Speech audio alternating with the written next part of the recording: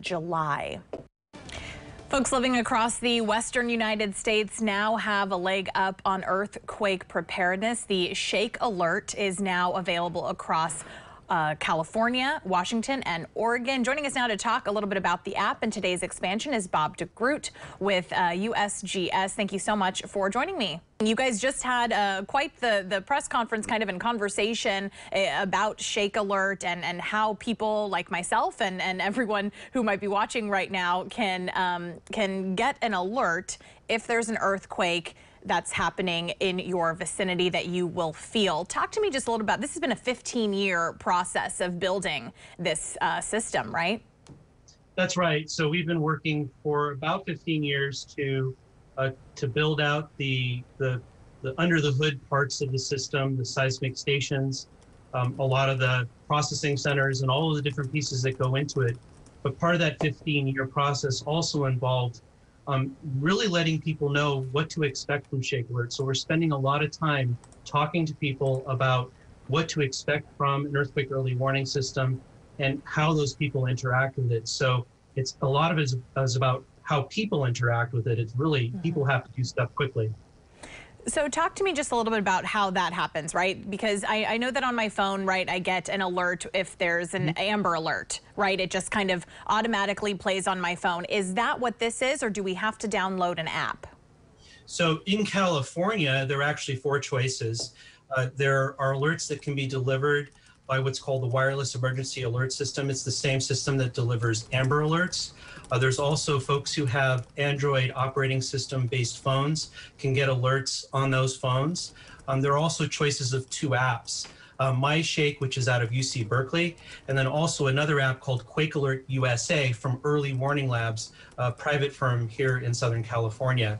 And so the apps themselves require one to download them and to install them and to go through a little bit of the education about it. The other 2 delivery choices through Android and through WIA are pretty much automatic, but depending on the model and the make of the phone and how old the phone is, you need to make sure that those alerts are turned on. Okay, so that would be something going into your system portion of your phone and adding that alert. That's right. So you guys were kind of putting out there exactly how many seismic stations you have, some 238 seismic stations that basically will trigger an alert like this? Across the West Coast, California, Oregon, and Washington, our goal is to build 1,675 stations. And we're about 70% of the way there at this point. So we hope to complete the build out of those stations by the end of 2025. Okay, and this alert will only trigger if an earthquake is of a certain magnitude, right?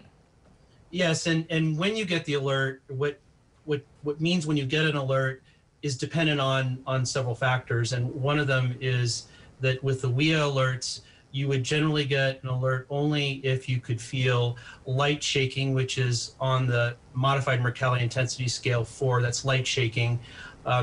For earthquakes that are magnitude 5 and larger. So the WIA alerts are reserved for sort of more of the potential damaging shaking. Apps and the Android-based alerts are actually delivered at somewhat lighter shaking. So they're set up for smaller earthquakes, magnitude 4.5, and you could potentially get an alert for shaking that's very weak, MMI 3. And that's just basically a small jiggle, maybe rattling dishes. And actually, this lowest amount of shaking that folks want to know about is something that's come out of our social science studies, that people just want to know what's going on. And we want people to take that action, either if they get the alert or if they feel shaking, the drop, cover, and hold on action. Well, I know for myself, being a kid who grew up in California, Southern California, and always wondering, you know, when we did feel that earthquake, immediately you want to know how big was it? I wish I had known sooner. Maybe I would have gotten underneath something to help myself. So in terms of the timing, how much leeway do we have here? There are many factors that determine when you will get an alert or how much time you'll have between the alert and when shaking begins. And we have 50 earthquakes a day in California. And so many of them are very small, of course, most of them are very small.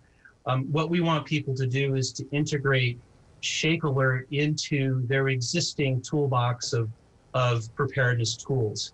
And so everybody should know, if you do the Great Shakeout Earthquake Drill on the third Thursday of October, this year it's on the 21st of October, that you should be able to react to both shaking, if you feel the shaking, or to the actual alert coming on the phone or through some other pathway. It might be a PA system. The amount of time you get will be dependent upon two primary things: how far you're away from the earthquake itself, how far you're from the epicenter.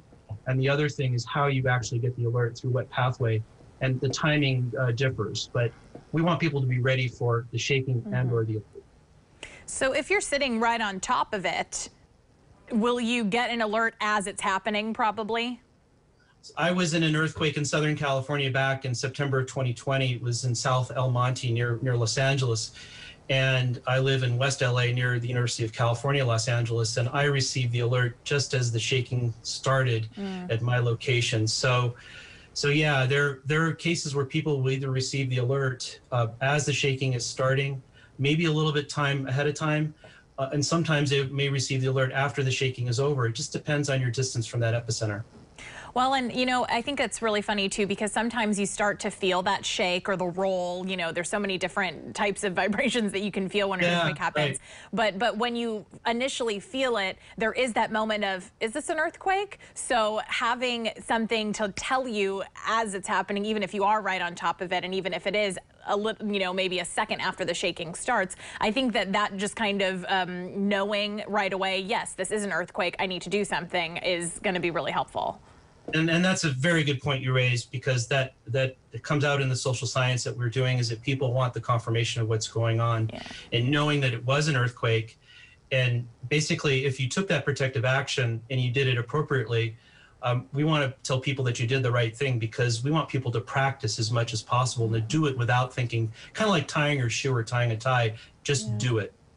Yeah, definitely. So this is available. Obviously, it's been here in California for a little bit of time now, but you've just launched in Washington and Oregon as well, right? That's right. So yes, California rolled out this type of alerting back in October of 2019. Oregon went live in March 11th, and then of course Washington today. And what we're looking forward to as we move forward in the development of the Shake Alert system is to continue to build out and diversify the number of pathways, and the number of ways that people can get alerts. So, you know, working with organizations like BART and others to bring earthquake early warning to as many places as possible. Okay, so right now, if someone's watching this, what exactly should they be doing to make sure that they've got all of their alerts prepared? So, of course, if you've downloaded either of the apps that I mentioned earlier, Quake Alert USA or MyShake, to make sure that your settings are appropriate so that you can actually get the alert tones, and that your phone is set up so that you can do it. If you have an Android-based phone, of course, go in and check the settings. You know, there's so many different phones out there now.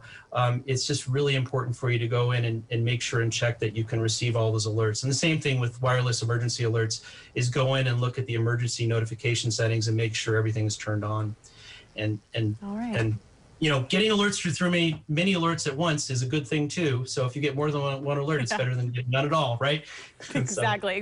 Over preparedness better than under preparedness when it comes to earthquakes, especially when, you know, we're waiting for that big one. I feel like we've been saying that since I was probably 5 years old, but you know, it's you know, going to happen at some point. So having a new tool like this is definitely, you know, a wonderful thing.